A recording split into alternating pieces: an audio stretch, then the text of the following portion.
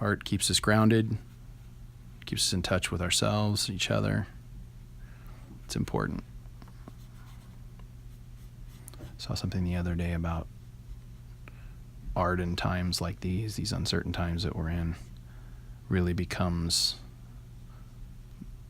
the glue and the motivating factors and the things that move people in desperate times. I think art plays an important role there. Not to say that everything we make has to do that, but it can. It's a powerful thing. I've dedicated my life to it.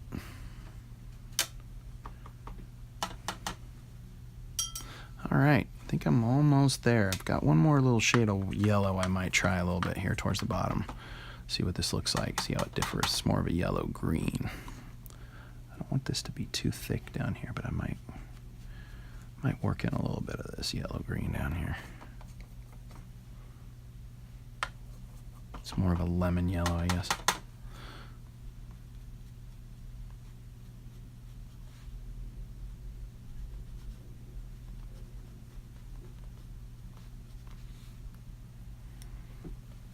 Yeah, I think when this is done, it definitely will not quite have this much chromatic spectrum in one blast like this, but I'm just kind of getting the first coats down as underpainting.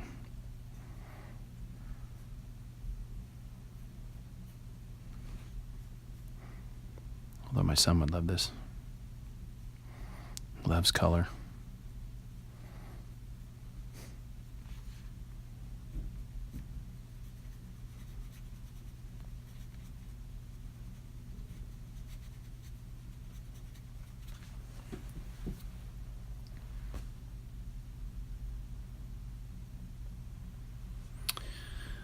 Let's see.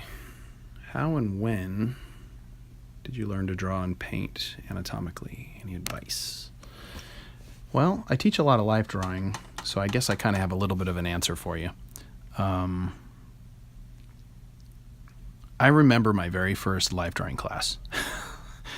I'd never drawn the figure. I'd never drawn the figure nude. And I remember the figure disrobed, and I think my jaw hit the floor along with a few others of us who were pretty young and pretty green. And I didn't really know what to do. I'd never drawn a figure like that. So, but once I started drawing, you sort of forget all those things that make you nervous, and I just started getting pulled into the same thing that makes you want to draw anything else. It's a passion and a fire to capture life and the thing that's in front of you.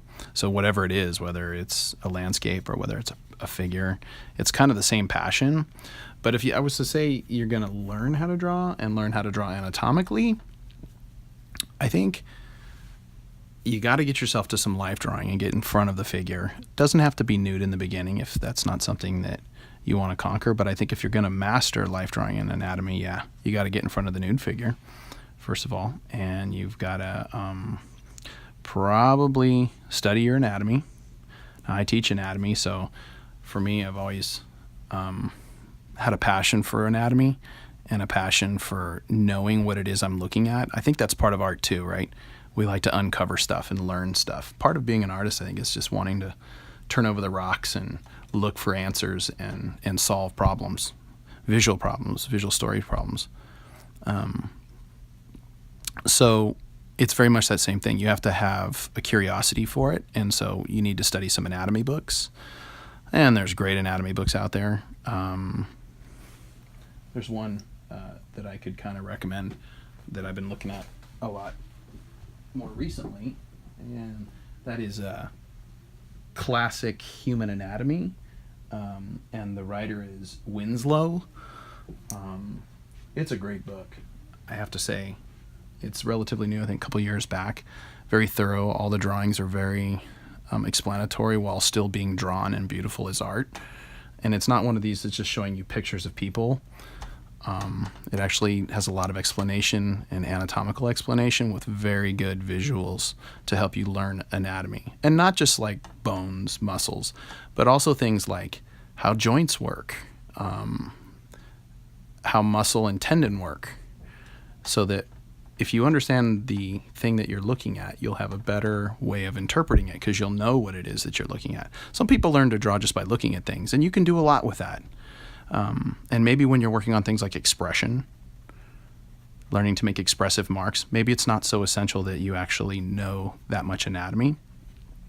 But I think if you're going to begin to do things like design, I teach character design, creature design, you have to know inside and out what makes up that thing that you're looking at.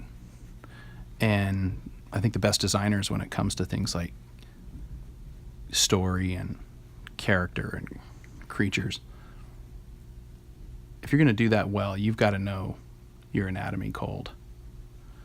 And you got to get it right. And I think if you do know the subject really well like that and you've studied your anatomy, the results will look that much more believable to everyone else, including people that don't know anatomy. It'll just feel right. And it will be right. It'll have solid reasons for the design choices that you make. I see a lot of people, and I have a lot of students that are good at creative ideas, but when it comes to realizing their designs, you realize they don't know much more than just the visual, it's cool aesthetic. And to the beginning person, that might be enough. To the more advanced person, they want to know why and how, and that's a natural thing. So if you want it to be able to go a little bit farther, I think you got to really study up and learn your anatomy. And that can be done through a book, but you don't learn to draw through a book. So you can learn your parts, you can study the parts, and then take that to your drawing classes. And I think you'll find how much that knowledge will fill in the gaps. And in a way, and this is what I tell my students, when you have that knowledge, when you begin to draw, your mind will automatically substitute things that maybe you can't see with the things that you know. And that's what it is. It's your observations and your knowledge working together. And that's how you get good at anatomical drawing and drawing of the figure. You got to have both observation and study. And the two come together. And then you're really in a place where you can begin to create. And I think that's the high, too, of design, is creating something new, but that's believable. That's my little schmeal. How about that? And practice. Let's not forget that. You got to practice. What do they say? You don't get to Carnegie Hall by, one time. You got to practice. And that's it too. People that practice a lot make it look easy. You try it and you go, oh my goodness, that is not easy what that person's doing right there. A lot of things going on that you can't necessarily see, but decisions and directions that are being made subconsciously, sometimes consciously. I love life drawing. I do it every week. I'm lucky in that I get to do it as sort of part of my job, so I'm demonstrating it a lot, which, by the way, being a teacher, how's that go? Learn one, do one, teach one. That's part of it. I think when you have to teach somebody else how to do something, it reiterates for you how and why you do what you do, because you're kind of explaining it to somebody and you have to make some sense out of it. I think a lot of times as artists we do stuff, we don't necessarily know why, we're just intuitively drawn to it or maybe emotionally drawn to it, and we just make marks or make art. But when you have to explain it and you talk about it and you think about it and reflect on it, you realize there's something more logical about this than just spontaneity.